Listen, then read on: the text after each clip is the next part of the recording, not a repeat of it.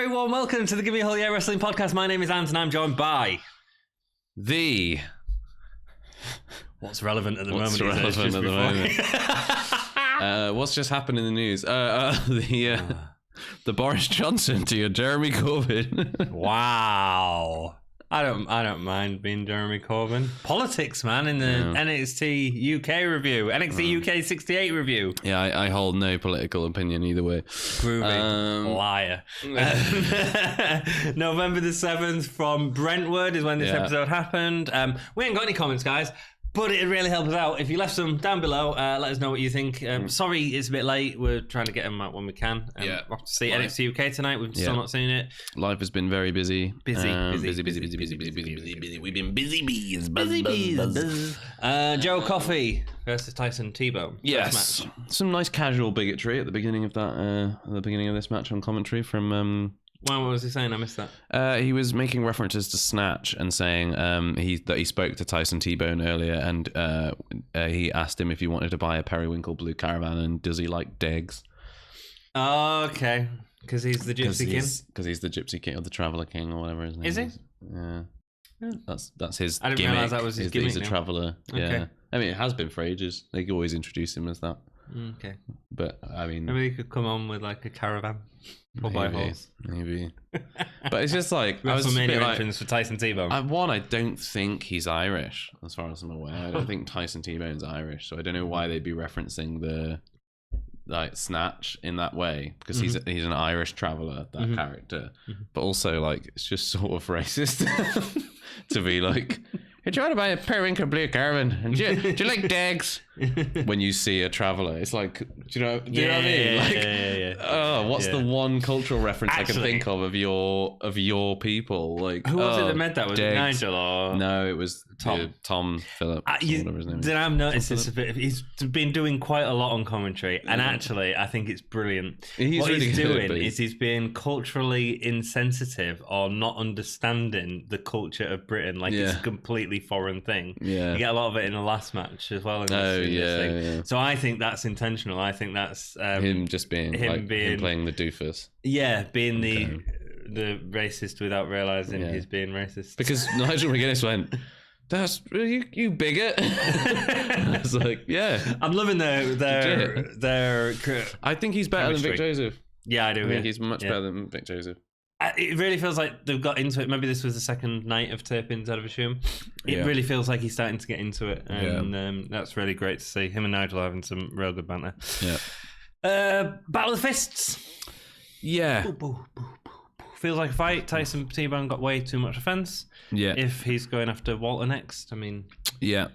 But I guess if you enter into that kind of physical affair with Joe Coffey, like you kind of want it to be a back and forth, I think, for that match, because like Tyson T-Bone's not a small dude, and like I could see him like getting squashed by someone like quick and nimble because they have something that he doesn't have. But when it's like if like Joe Coffey went into that fight going like I'm going to box this guy, rather than I'm going to wrestle this guy. Yeah, okay. And so he was obviously always going to be. I quite liked it. At the beginning. It's just when T-Bone started to do a move which was like a push. Yeah.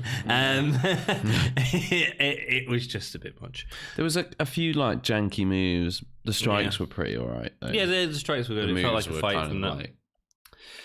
Coffey belly to belly, backbreaker before locking in an armbar, more fist before a suplex from Tyson T-Bone. Coffey hits a crossbody a little high on the crossbody or a little low. He sort of just like hits him with his hands on the way down. Glasgow send off to the corner and the lariat. All the bells for the ball. Save the bells for the brave, or all the bells for the ball, or something about bells. Like it used to be called All the Bells and Whistles. No, all the bells and whistles. I don't know. It was too many words. Whatever it is. Like considering it's a clothesline. Maybe they've got rid of it.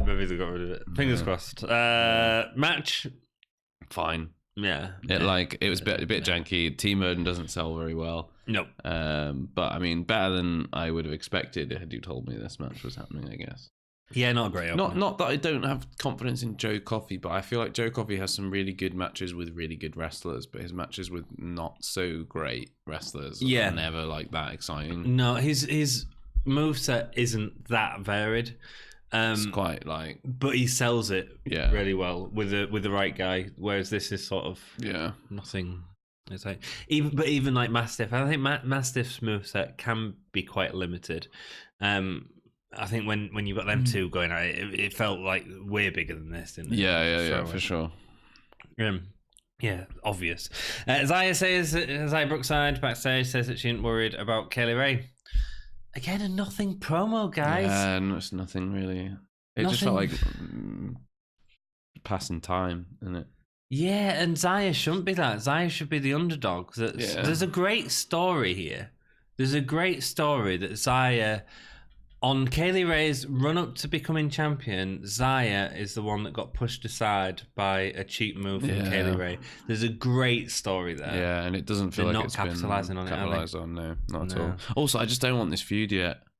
No, like I was saying a couple of weeks ago, like I want Zaya to fight more like, for it. Fight other people, like for Kaylee Ray to come out and go, I'm not giving you a match because you haven't earned one, and then have Zaya have to fight her way through a bunch of people before she gets to Kaylee Ray, and then to have that feud. But just rushing it through, particularly when she said last time when we saw her, she said, eventually when I get there, I hope Kaylee Ray's still got a title because I'm gonna take it from her, and that feels like a really like long-term booking, and then no, straight into a feud. Okay, fine, boring. Yeah, and I'm not impressed. Just the female division in NXT UK. It just seems like there's so much potential there, like brimming with talent, and it's just happening story-wise. No. Dark Figure advertising Ridge Holland. Yeah. Someone is going to get hurt as he holds a truncheon in his hands. Yeah. Cool. Yeah. I like the truncheon thing because it feels like old-timey police officer, enforcer type thing. Yeah, I was getting the kind of Peaky Blinders vibe from it. You know it is, right? It's the old Hulk KR player. Is it? Yeah, he's been rebranded. What's his name? I want to say it's like Sammy something. No, I know his name, but it might come to me later. Cool, that's great. Yeah, they've rebranded him as Ridge Holland. I'd definitely go for some sort of Peaky Blinders type thing. You can see a little bit more of him in the next episode as well, and he's a little bit Luke like Menzies. Yeah. Yep, that's it. That's it. Luke Menzies.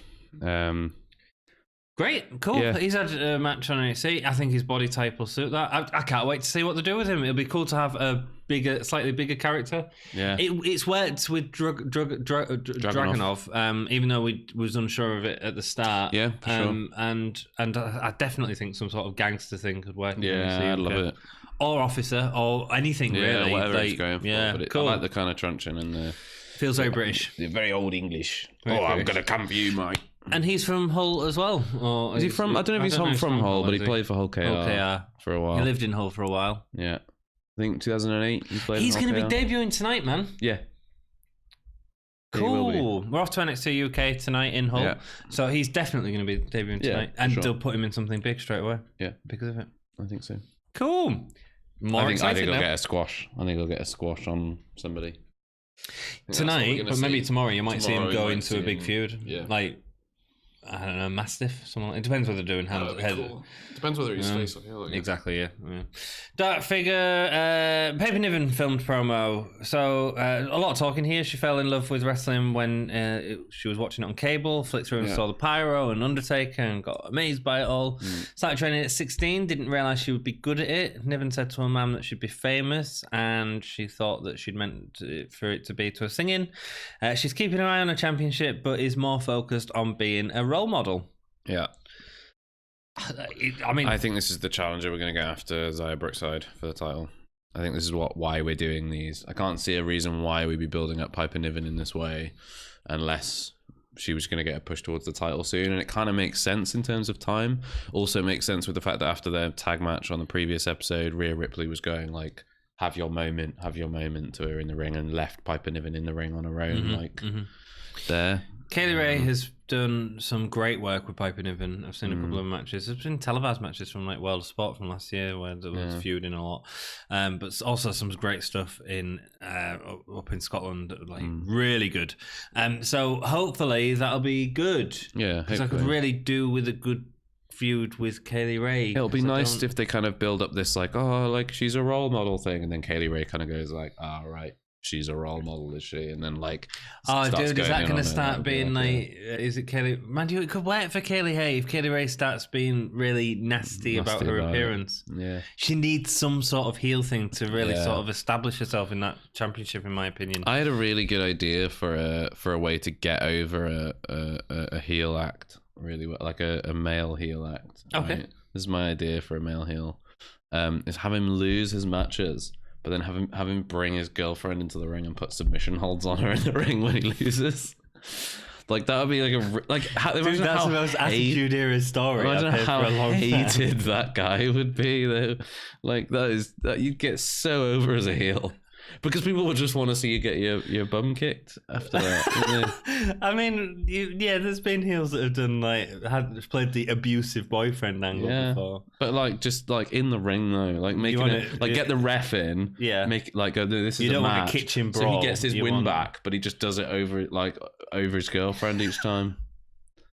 That's an awful idea, Ollie. But like, I definitely think you should not share that with anyone, especially not on the podcast. Can you imagine how hated that guy would be? You say like, oh, let's do a domestic abuse storyline. That'd be great. Well, no, I'm not saying the storyline. But that's his domestic abuse. Yeah, no, Well, no, it's a sanctioned match. So. He'd make sure that it was only during a sanctioned match. And then after the match, he'd like pick her up and be like, oh, come on. And then he'd be like, no, another match. And then throw her on the floor and then pin her. So he'd like, do you know what I mean? Clothesline her head off. Yeah, genuinely. I think it'd be a really good way of making a heel hate it. Yeah. I think you should definitely keep that one to yourself, dude. I think it'd be genuinely really good. Please come to Howard. It's not domestic abuse. It's a match. Yeah, it's a sanctioned match. I'm pleased. Piper Niven is a good role model, so keep her as that. That's cool. I like her as a face. I've seen her as a heel before, but I like her as a face. Yeah, I think it works. It's good. She's very smiley and stuff, and it kind of works. Sounds like she's having a good time. I think that they're with the absence of Toni Storm, they're trying to build someone up to be a big face. I think Niven could be a better champion. Niven's going to be the one for sort of for dominance, really. Kelly versus Isla Dawn is next. First match since Download Festival, tore meniscus. Isla locks Kelly in a leg lock as Kelly violently gets to the ropes, telling Isla to get off her. Kelly smiles whilst we get some ground and pound on Isla Dawn. Kelly being very, very vocal during this match. Isla Dawn goes for the belly to back, but Kelly isn't ready. Dawn hits a nice knee before hitting it and then getting a 2. Kelly dropkicks Dawn into the corner before hitting the dropkick in the corner, but then Isla Dawn randomly gets a German out of nowhere for the win. Yeah.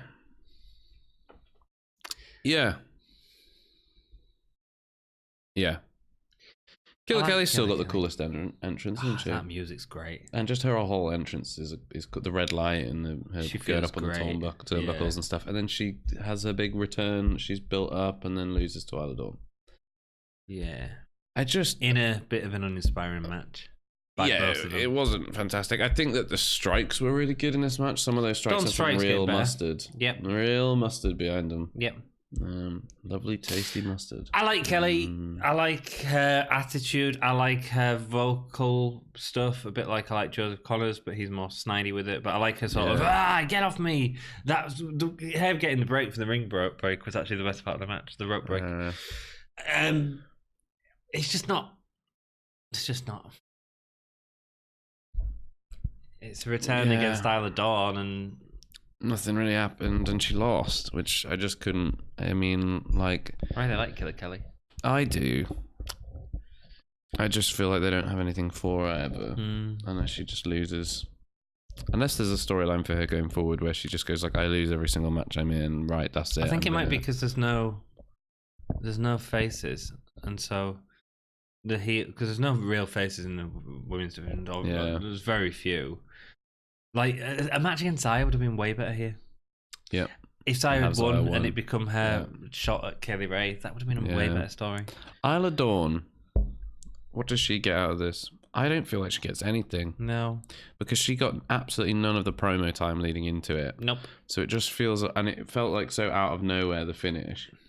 that it just sort of doesn't really feel like it was an earned victory in the first place. So yeah, I don't know. I don't think anybody gets anything out of this. No. Which is just a shame, really. It is. I think what you could do is you could focus on these two and let them have a few matches. Keep them away from the rest of the division and let them build a story. Because that's what we need, you know. Anyway, let's move on. Something good. Yeah. A Cassius Ohno promo. Is he one of the... promo. Oh, no. No. He's one of the most clearest promos in WWE. Yeah. He's so clear. He's eloquent but precise. Yeah. He's like emotional but not melodramatic. No time feels wasted. No. And everything he says grips you. And he doesn't make any like totally nonsense points. The only thing I would say from this promo that I didn't agree with was the fact that he said that Trent was in shambles. He was like, Pete's gone, Trent's in shambles, and the only person left is Tyler. And I was like, Trent's not in shambles. Trent just had a huge win where they said this is his career turning around. Yeah. So I don't know how I feel about that. But maybe it's just timing in terms of where they put it on. I agree with you. Yeah, if you'd maybe said it after his loss to Noam Dar, but now it feels like it doesn't really make much sense. I agree. Cassius Ohno promo. So he talks about British Strong Style talking about Antonio Inoki, saying that we stole it from the UK, the British Strong Style. Ohno is going to show authentic British wrestling. Pete's gone, Seven's in pieces. Bate gets in the way of Ohno. He wants to step in the ring with him because everyone thinks he's the best. And Imperium may have put out the fire that is British Strong Style. He is going to extinguish British Strong Style for good. Really great promo, man. Really good promo. Really good promo. Anything else? I get a little bit annoyed that everyone keeps taking shots at British Strong Style. Like, because it just, not because it's all gone now. It just feels a bit played out now. You know, like, Noam Dar was like, British Strong Style stayed, blah, blah, blah. It's that it's bit... starting to feel a bit like, all right, we get it. Yeah, I think it's the ghost of something that was great in NXT UK that's still hanging over, and I don't know if it's moving the brand forward enough because of that. Do you know what I mean? Maybe. Yeah, I think we need to get out from under the shadow of British Strong Style. I made loads of notes on this next match. I made a few. It's a great match. It's very good. South Wales Subculture versus Grizzled Young Vets. A match that we've seen, but I mean, I could watch these guys go all day. Yeah. If we got this match tonight, I'd be happy. Oh, yeah, that'd be fun. Happy. Gibson saying the Welsh Wet Wipes title reign lasted 5 minutes. True that. Starts off much slower in the ring, actually. Gibson and Drake regroup a lot on the outside. Some nice mat wrestling from Andrews and Drake, who's really... It was at a slower pace, but the way that they move around each other's bodies is wonderful. And like the spins around to get into pin attempts, like you just like clearly what they're doing in terms of wrestling is no one's driving it. They're driving each other and they're letting each other take the lead and go back. And when you get that sort of refined thing, it just looks beautiful. Yeah, and that's how you get a crowd into a match. Really sharp stuff. I'm glad to give them time to do it as well. When Gibson gets in, Andrews fights them both off, and with a little help from Morgan, sends them to the outside again. Tom Phillips was being funny with the British trance again. He couldn't understand what they were saying, saying about taking the shoes off, and McGuinness scowled him for, well, no, don't actually take your shoes off, Tom. And he's like, oh, well, they've got laces. I need to. It's funny. I like it. It's playing the. Tom Phillips is an idiot. Yeah. Card. Yeah. It was fun. But it's not. But it's in a charming way. I think it's fun. Yeah. Great double team from Drake on Gibson to Webster, using each other's bodies to attack him. Lots of quick tags here. Drake hits a back body breaker that looked real nasty. Gibson and Drake tag as Morgan is attempting a sunset flip, meaning no count out is made. Instead, Gibson attacking from behind. The crowd really getting behind Morgan at this point. Really kept him in the ring for a long time. Yeah. They've got great at telling that story. All of them have. Gibson and Drake keep getting quick tags. Webster's in the ring forever. Webster eventually hits a Rude Boy block, spinning off the turnbuckle. When he goes for the tag, Gibson pulls off Flash Morgan Webster from out of nowhere. Absolutely brilliant. It was brilliant. He just wasn't expected. His head like poked up from behind. He's like, whoop. Yoink. Like a whack-a-mole. Yeah, it was really good. His bald head. It was very good. After a horrible bet breaker, Gallus come out. Mm-hmm. Didn't get involved in the match for ages, and I enjoyed that. Yeah, I enjoyed that a lot. Sort of like scouting their opposition, weren't they? Yep. Distracting Drake long enough for Morgan to roll over, and eventually that meant he got the tag. Andrews comes in, ball of fire, stomp on 82, power slide into Guri, beautiful tornado DDT, support moonsault. He's so good at that hot tag. He is really These good. 4 men have like really refined this beautifully. Yeah, you can tell they've worked with each other quite a few times now because they're just these are like when Mustache Mountain were facing an Undisputed Era. A lot. They've really got this wonderful chemistry.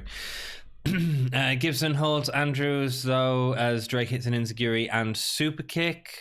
Horrible heels. Gibson does the diving drop kick off Gibson onto Andrews, but Andrews catches him mid-air and hits a powerbomb. Yeah, that was really nice. Nah, it wasn't. It was a glitch. No, it was Mark Andrews is a glitch. He shouldn't be able to do the things that he does. Yeah. Amazing. So good. Amazing. Andrews and he's glitching out again. He rolls through with Drake, then dives over the top rope, lands on the shoulders of Gibson, who's on the outside, heads to the takedown. It's unbelievable. Like the over the top rope bit into just because each new section of that move felt like it was going to be one thing and then ended up being something else, and it was just like, oh. Amazing, isn't he? Crazy. Gallus haven't got involved yet. Still glad. All 4 men are fighting here. Drake damages Webster's shoulder, but Morgan fights away from a Shankly gate. Gibson hits a ticket to ride from the second rope, and Webster kicks out. Yep. Big one to kick out of. Drake uses the Doomsday device. Morgan goes for a roll up. Andrews with a power slide. This is awesome. So that power slide sort of enziguri or Pele kick, whichever he sort of hits, is actually just he power slides straight into a Drake, super kick. Into a super kick. It's great, isn't it? And he just flops and back. He just goes, dead. I've been waiting for someone to find a counter for that Pele, like for that great. Power slide Pele kick, and that was a perfect one for it. It was hilarious. It was great. Slid like he kept sliding, but was unconscious. It was really good. He gets back into it with a reverse Rana. Yeah. I mean, all these moves, man. I wasn't sure. I'm still convinced that is a Frankensteiner, but I mean, maybe I'm wrong. Maybe it is. I'm sure it's a Frankensteiner, but they call it a reverse Rana all the time on commentary. But I'm like, I'm sure when you do it from behind like that and you I thought the spike Frankensteiner was going up from the powerbomb and then spinning it round into that.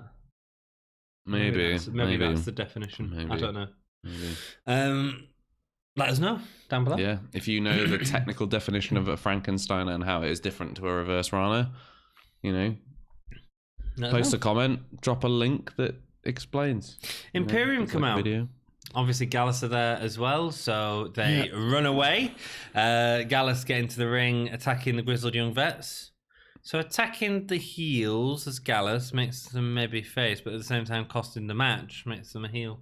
Well, I think actually the result of the match is the match is thrown out. Mm-hmm. I think that's what happened. I don't think it was a disqualification. Oh no, but it's the way that they went to attack Grizzled Young Vets as opposed to South Wales Subculture.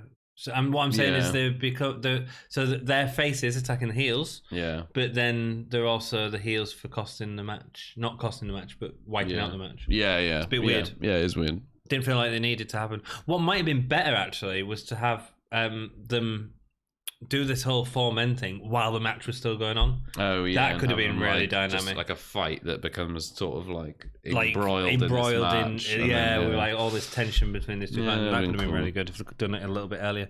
Gallus enter the ring. Imperium take out Webster and Andrews. The two square up on either side of the ring. So let's talk about the match there. The match was great. Match was really good. I don't think it's their best outing that they've ever had, but there was some really unique offense in there that I'd not seen in any of their previous matches. Just solid wrestling, man. I'm so amazed that they are still able to pull out new stuff. Like we've seen them in matches with each other. In their last 3 encounters have been against each other, apart from the South Wales Subculture taking on Gallus. So like 3 of their last 4 matches have involved those 2 teams, and they keep bringing out new stuff. And Grizzled I just don't said know the squash match with Ashton Smith and someone else, but it didn't matter. Yeah. But do you know what I mean? Like they've gone against each other so often, so recently. Yet you're still seeing new stuff from them, and still excited to watch the matches. Yeah, that great whole chemistry routine, like that whole set of moves where it went like in from the ring, flipped out onto the ring apron, then out of the ring apron into the Hurricane Run. I was like, I've just never seen that before. No, and like, how can they still do that? No, Slumdog Millionaire actually. Yeah, I thought that. No, yeah, you're still shocked by the things that they're doing in the ring. Especially Andrews is great. Yeah. Groovy. So good match.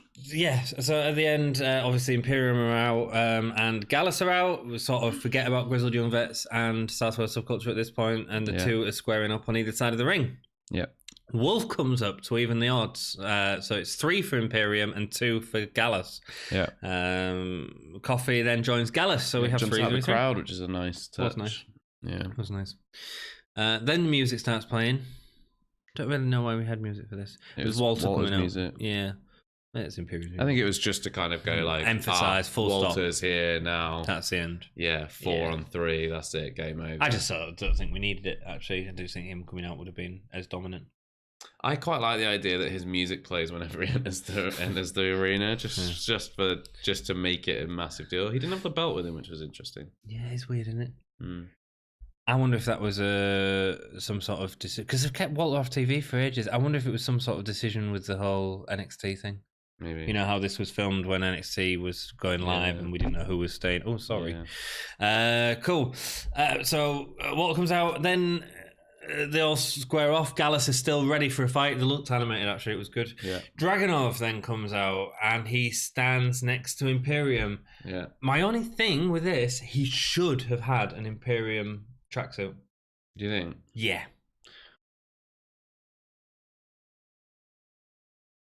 I don't know about that. Okay. Because I think like if Imperium if he's not made his decision yet, as in if we're saying like the last thing we've seen is Alexander Wolf said you've got to make a decision. Mm-hmm. Where would he have got the tracksuit from? I think it's backstage. Wolf and him. He said, "Look, okay, I'll come out with you," and Wolf's gone, "Put this on." I don't think he would have come out last if that was the case. Okay. Like I think he's come out, and that's when Imperium's gone. Oh, he's coming out. Oh, he's joining us. Oh, okay, cool. Like that's their moment of like, and it's better for that to happen in the ring on camera than off. Yeah, screen, cool. So he comes out, stands next to him, and then switches sides. Wolf was real good in this point, actually, just smiling as Dragunov. Yeah, he's like, ha ha ha. My plan has worked. And then Dragunov switches sides, and he's like, yeah, no. Which we saw happening. Yeah, you called it. Yeah, well, you called it. Yeah. But as soon as he come out in this segment, he was like, "Oh, he's stepping up that line because of the making it even." Yeah. Fist flying everywhere as the show closes. You had Joe Coffey and Walter. It's clever actually. So you had Dragunov and Wolf fighting. Yeah. You had the 2 tag teams fighting. Yeah. Made sense. All made sense. Made total sense. Marcel and Aiknet are disappearing a little bit into the background now. You think? A little bit. I don't know. I think Imperium in general is doing very well as a faction, apart from, you know, Walter losing on Raw, which was... We're at a time, guys, where we can't just have NXT UK to ourselves anymore. Unfortunately, they have some big stars in it, and they are sharing them both on NXT and NXT UK. Kaylee Ray was in the NXT ladder match. She pushed someone off a ladder. I don't know why. Okay. Let's have a really quick chat about this, because we've not talked about much about general wrestling at all. So, The Fiend is now Universal Champion, something we've not mentioned yet. Fine. On this show. Whatevs. I'm happy that they did that. Better than him losing at Crown Jewel. Yeah. I quite enjoyed the match. I know you weren't a fan of it. No, but I kind of like the fact that The Fiend is something different and something new and something unlike anything else. The most exciting thing in the company, they just have a tendency to mess some things up. Yeah. Well, that's why I'm kind of glad they sort of sort of corrected their mistake. Yeah, I get what you mean. It was just. Yeah, we need to put the title on. Yeah, but it should have just happened at Hell in a Cell then. It should have done, but better now than never, I guess. Hopefully he gets a good reign with it. I don't know if what's happening with it. I mean, nothing's happened since then, really. Well, we're getting the Fiend versus the Miz in a steel cage match, which should be interesting. Cool. At Takeover, SmackDown, Raw? No, the old WCW one. Halloween Havoc. No. Clash of Champions. No. Oh, I can't remember. It's one of these it's basically like a house show. Starcade. Yeah, Starcade. No. Yeah, we're getting the Fiend versus Miz in a cage match at Starcade. Yeah. No. I mean, why? I mean, it's just why. Anyway, go on. But anyway, so the Fiend is now WWE Universal Champion. Yeah. Seth Rollins is now, and he's also on SmackDown. Is he? Yep. Oh, the Fiend is. Yeah. Yeah, Fiend's on SmackDown, and Brock is on Raw, so they've swapped the titles around. Yeah. Which is a weird decision to make, considering the Universal Championship is red. They just had a draft, actually. At least now the Universal Champion. Bray Wyatt unveiled his new championship on Backstage, which was just the same with championship the side plates. With the side plates, which I was confused by because that's just the same title. But I think the red title does actually suit the Fiend.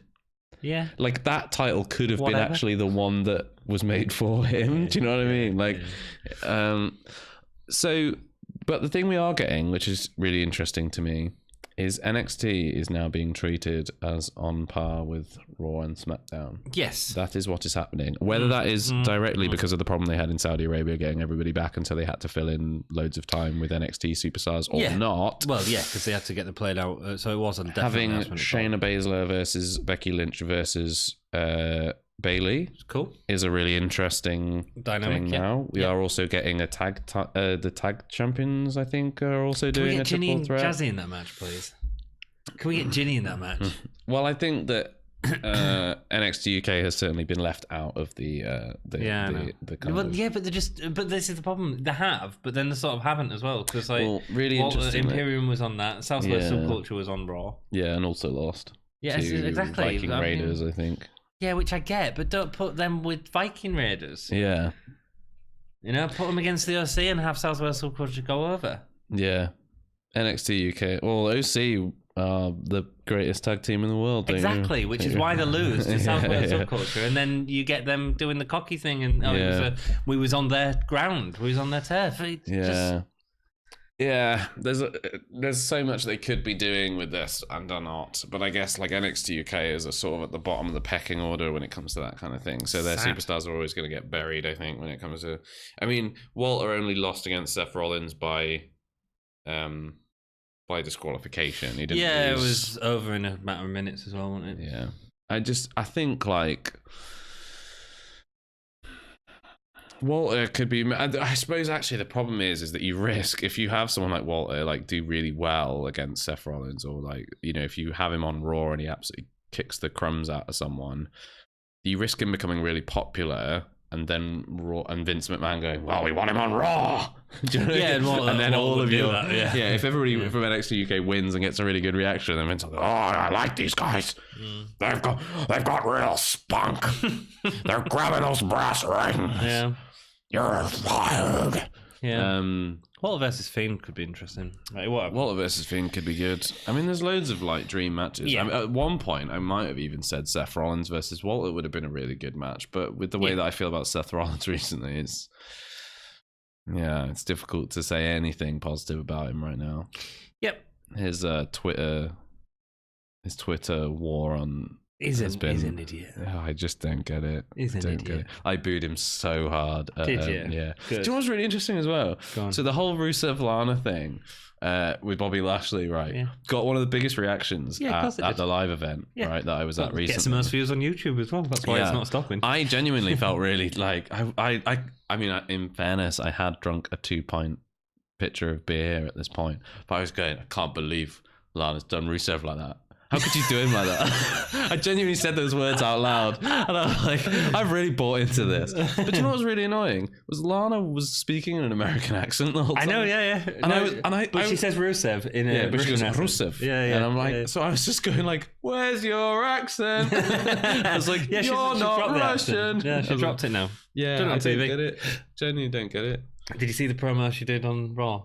No. Oh, it was awful, and she got booed. Well, the British crowd just let her know what, because we are a great crowd, and we deserve a great wrestling show. Turning all this back around, because you just wanted to chat a bit of WWE. Then. Yeah, that's right. To kind of get like caught up on because so much is going on. CM Punk is back on WWE TV, which I just never. Yeah, he's on backstage, but he's paid for by Fox, not by WWE. But WWE will have had to agree for him to be on it, and they are marketing the crumbs out of that, aren't they? Well, Look, I mean, Seth Rollins already asked to fight him backstage. 46,000 people watching it. Right, that's not like I'm making a mistake. It was actually 446,000. No, it was 46,000. It was really low numbers. There was rumors that he auditioned for it. He possibly didn't get it as soon as he might have got it or whatever. The idea was he wasn't there from the start, and but as soon as them rumors started and everyone was talking about that return, if the Fox executives had said no, they were like, then they'd be saying, get him in, pay him whatever we need to do, because this next episode of Backstage, which is next Tuesday, is going to have 100 million viewers probably. He's back. I don't think he's wrestling. No, I think it'd be quite interesting if he did a match with AEW. He's not paid for by WWE. I just don't think he'll wrestle ever again. When you see him talk about it, he just doesn't. He's not into it. I watched a thing recently where he was like watching old wrestling movies and stuff. I think it was on like. I've seen that on YouTube. Yeah. So I haven't watched it, but I've seen it. Yeah. And like the way he talks about it, not even necessarily like what he explicitly says, but the way that he talks about it is he sort of kind of goes like. It just comes across like he's just not in love with the business anymore. He just doesn't care. He's not interested, which I think is like fair enough. You know, if you've gone through what he went through, and I don't think he'd go for that Saudi money. No, it feels like he's got too many principles. No, I think he does need it. I think that's why he's doing the Fox deal. Fair. I don't. Not need is a big word but I'm sure need to continue their lifestyle. You know, potentially or whatever it is. Anyway, AEW is real good. Yeah, AEW is doing fantastic. Very well. Weekly, I am looking forward to that show more than any other show. Fair. Yeah, it's really good. Cool. Gay stars for this episode. 2. It was good. 1 3/4. It was just the last match was really good, but that's it. Yeah. Very much that. Best match, last match. Yeah. Best performer. Mark Andrews. I'm going Flash Morgan. Selling. You're going for that hot tag awesomeness, glitchiness. Holy chip moment. Holy chip moment. Dragging off swapping sides. The crowd went really wild for it. Really? It was a big moment. One for me because I knew it was coming, but like it felt like a big moment. Okay. The crowd were really hot for it. Cool. It worked really well. Yeah. And I really enjoyed it. It was well done. It was really well done. I think the that roll through over the top rope into the hurricane. Beautiful. Yeah. Agreed. Groovy. Thank you so much for joining us. Yeah. We are going to NXT UK tonight. This is the last video we will do until then, and then we'll film the next episode that's already out. That's just gone. So the one that came out yesterday, we'll film get that done over the weekend soon. So you'll get all 3 of these episodes out pretty quickly. We might do a little video on our sort of feedback from NXT UK, what we thought of it, and if you want spoilers, we can give you spoilers or whatever. Yeah. You have been awesome. Please go hit us up on Instagram, Twitter, Facebook, and Patreon, all the social medias. All those things. Give me a whole and you can also hit the ring bell down below for notifications. Ding. Please write a comment and you'll get a shout out at the start of the show. We need comments. Comments, please. Keep it GAHY. Keep it GAHY. You did it all today. It's beautiful.